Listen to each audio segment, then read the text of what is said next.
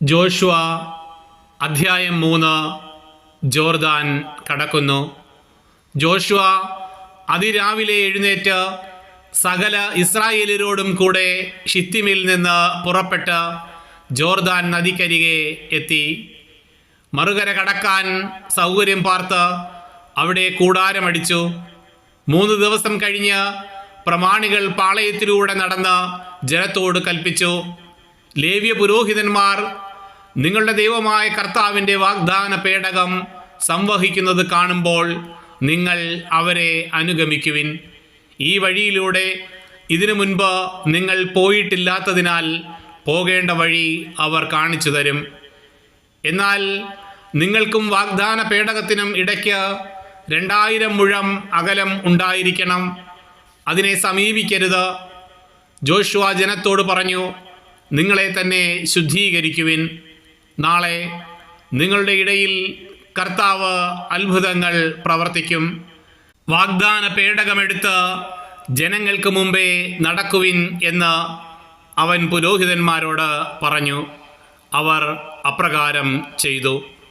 കർത്താവ് ജോഷുവയോട് പറഞ്ഞു, ഞാൻ മോശയോട് കൂടെ എന്ന പോലെ നിന്നോട് കൂടെയും ഉണ്ടെന്ന് അവർ അറിയുന്നതിന് ഇന്ന് നിന്നെ ഞാൻ ഇസ്രായേൽ ജനത്തിൻ്റെ മുമ്പാകെ ഉന്നതനാക്കാൻ പോകുന്നു. ജോർദാനിലെ വെള്ളത്തിനരികിലെത്തുമ്പോൾ അവിടെ നിശ്ചലരായി നിൽക്കണമെന്ന് വാഗ്ദാന പേടകം വഹിക്കുന്ന പുരോഹിതന്മാരോട് നീ കൽപ്പിക്കണം. ജോഷുവ ഇസ്രായേലിയരോട് പറഞ്ഞു, നിങ്ങൾ അടുത്തു വന്ന് ദൈവമായ കർത്താവിൻ്റെ വാക്ക് കേൾക്കുവിൻ. അവൻ തുടർന്നു, ജീവിക്കുന്ന ദൈവം നിങ്ങളുടെ ഇടയിൽ ഉണ്ടെന്നും കാനാന്യർ, ഹിത്യർ, ഹിവ്യർ, പെരീസ്യർ, ഗിർഗാഷ്യർ, അമോര്യർ, ജബൂസ്യർ എന്നിവരെ നിങ്ങളുടെ മുമ്പിൽ നിന്ന് അവിടുന്ന് തുരത്തുമെന്നും ഇതിനാൽ നിങ്ങൾ അറിയണം.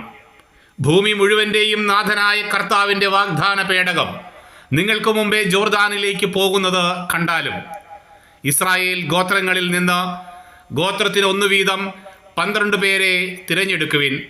ഭൂമി മുഴുവൻ്റെയും നാഥനായ കർത്താവിൻ്റെ പേടകം വഹിക്കുന്ന പുരോഹിതന്മാരുടെ ഉള്ളങ്കാൽ ജോർദാനിലെ ജലത്തെ സ്പർശിക്കുമ്പോൾ വെള്ളത്തിൻ്റെ ഒഴുക്ക് നിലയ്ക്കുകയും മുകളിൽ നിന്ന് വരുന്ന വെള്ളം ചിറ പോലെ കെട്ടിനിൽക്കുകയും ചെയ്യും. തങ്ങൾക്ക് മുമ്പേ വാഗ്ദാന പേടകം വഹിച്ചു കൊണ്ടുപോകുന്ന പുരോഹിതന്മാരുടെ കൂടെ ജനം ജോർദാൻ നദി കടക്കുന്നതിന് കൂടാരങ്ങളിൽ നിന്ന് പുറപ്പെട്ടു. വാഗ്ദാന പേടകം വഹിച്ചിരുന്നവർ ജോർദാൻ നദീതീരത്തെത്തി പേടകം വഹിച്ചിരുന്ന പുരോഹിതന്മാരുടെ പാദങ്ങൾ ജലത്തെ സ്പർശിച്ചു. കൊയ്ത്തുകാലം മുഴുവൻ ജോർദാൻ കരകവിഞ്ഞൊഴുകുക പതിവാണ്. വെള്ളത്തിൻ്റെ ഒഴുക്ക് നിലച്ചു. സരേഥാന് സമീപമുള്ള ആദം പട്ടണത്തിനരികെ അത് ചിറ പോലെ പൊങ്ങി. അരാബ ഉപ്പുകടലിലേക്ക് ഒഴുകിയ വെള്ളം നിശേഷം വാർന്നുപോയി. ജനം ജെറീക്കോയ്ക്ക് നേരെ മറുകര കടന്നു. ഇസ്രായേൽ ജനം വരണ്ട നിലത്തുകൂടെ നദി കടന്നപ്പോൾ കർത്താവിൻ്റെ വാഗ്ദാന പേടകം വഹിച്ചുകൊണ്ട് പുരോഹിതന്മാർ ജോർദാൻ്റെ മധ്യത്തിൽ വരണ്ട നിലത്ത് നിന്നു.